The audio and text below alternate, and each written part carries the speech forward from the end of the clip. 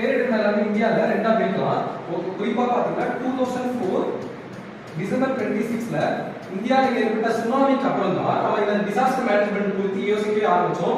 எப்படி யோசிக்க ஆரம்பிச்சோம் அப்படின்னா 2004ல சுனாமி வந்ததுக்கு அப்புறம் அதுக்கு முன்னாடி வந்து நம்மளோட இந்தியா கவர்மெண்டோட டிசாஸ்டர் மேனேஜ்மெண்ட்டுக்கான மிட்டிகேஷன் மெஷர்ஸ் எப்படி இருக்கும் பாத்தீங்கன்னா, ஒரு டிசாஸ்டர் ஏற்பட்டதுக்கு அப்புறம் அதுக்கான மிட்டிகேஷன் மெஷர் எடுப்பாங்க.